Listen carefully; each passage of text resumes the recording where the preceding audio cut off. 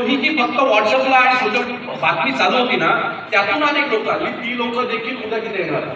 तो ती लोक ज्या वेळेला तिथे येतील त्यांचा देखील मान सन्मान आपल्या सगळ्यांकडनं झाला पाहिजे.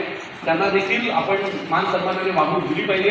आणि उद्या ज्या वेळेला त्यांच्यावर एखादी अडचण येईल त्यावेळेला आपण महाराष्ट्र सैनिक म्हणून त्यांच्यासोबत उभे राहिलो पाहिजे. आता ही आपली नैतिक जबाबदारी आहे.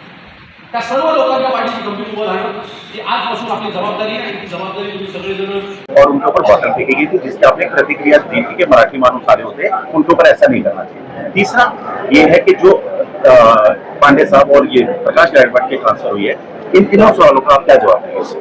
देखिए, जो आंदोलन हुआ है वो हमारी इच्छा नहीं थी, लेकिन जिस तरीके से हालात बनाए गए और उसकी वजह से हमें वो आंदोलन करना पड़ा.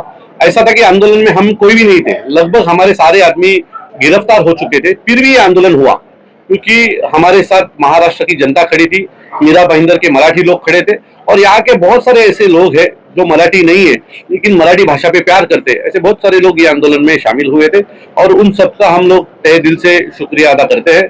प्रताप सरनाईक जी यहाँ आए थे तो मैंने पहले ही दिन बोला था कि जिस तरीके से व्यवहार उनके साथ हुआ वो गलत है.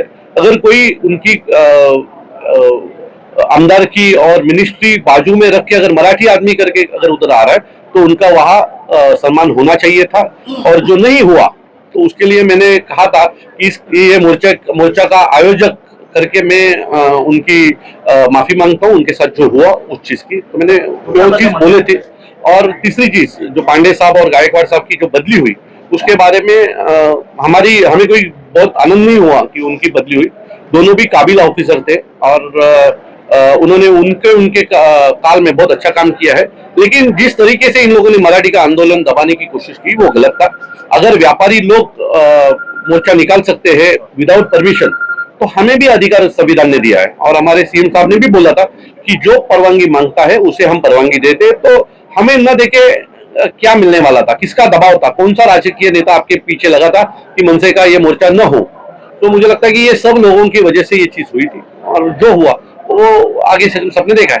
तो अभी 18 तारीख को प्रोग्राम होने वाला है, क्या उसके लिए आपने पुलिस परमिशन ली? हमने पुलिस परमिशन ली है. हमारे पास बराबर ना हमारे पास पुलिस परमिशन आई है.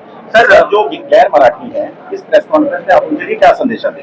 देखिए, मैंने अभी कहा कि जो हमारी पुतुल अधिकारी ताई बेटी है वो 2006 से महाराष्ट्र नवनिर्माण सेना की पदाधिकारी है. और ऐसे बहुत सारे लोग हैं कि जो बाहर से आए हुए हैं लेकिन आज 50-50 साल इधर रह रहे और अच्छी तरीके से मराठी सीखे हुए हैं. और मराठी नहीं आती है फिर भी बोलते दादा मराठी आती नहीं है, मैं सीख लूंगा, लेकिन मुझे मराठी भाषा का अभिमान है. तो हम जो हमारे भाषा के ऊपर प्यार करते हैं हम भी उनके ऊपर प्यार करते हैं.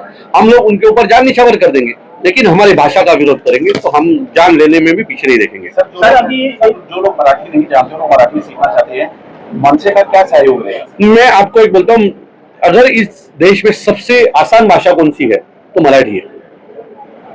और मराठी बोलने के लिए तुम्ही मराठीत बोलायला सुरू करा, आपोआप तुम्ही मराठी शिकायला सुरू करा. तुम्ही प्रयत्न करा.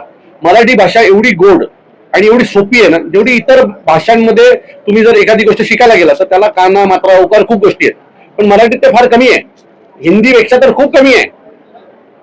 एवढी सुंदर भाषेची रचना ही इतर कुठल्याही भाषेत नाही. एवढी सुंदर रचना मराठीची आहे. तो तुम्ही बोलायला चालू करा, तुम्ही आपोआप शिकाल. कुठल्याही क्लासेस आणि याला जायची गरज नाहीये तुम्हाला. सर, एक अलग विषय है, महानगर पालिका में 19 करोड़ रुपए के कचरे के डिब्बे खरीदने का जो मामला सामने आया है, 2 दिन से पूरी मीडिया में उसकी चर्चा हो रही है. मनसे ने कहा है कि इसके खिलाफ आंदोलन करेंगे. अगर महानगर पालिका में कुछ गलत चालू है तो हमारे लोग उनको छोड़ेंगे नहीं. उनके साथ उनको उसकी शिक्षा मिलेगी. अगर 19 करोड़ के कचरे के डब्बे लेके अगर आप भ्रष्टाचार करना चाहते हो तो हम आपको कचरे में ही डालेंगे. सर, लास्ट क्वेश्चन यही है कि राज ठाकरे जी की पहली सभा शायद मीरा भाईंदर में हो रही है इतनी भव्य स्तर पर, उसके रिलेटेड क्या संदेश देना चाहेंगे मीरा भाईंदर को? मैं मीरा भाईंदर की जनता को कहना चाहता हूँ कि राज ठाकरे जी जो है वो मराठी के ऊपर बहुत प्यार करते हैं. उसके साथ वो हिंदू कड़वट हिंदू भी है.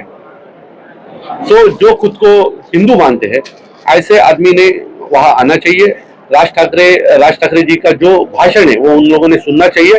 आप जब उनको मिलेंगे तो वो आदमी से आपको प्यार ही होगा. ऐसा वो आदमी है.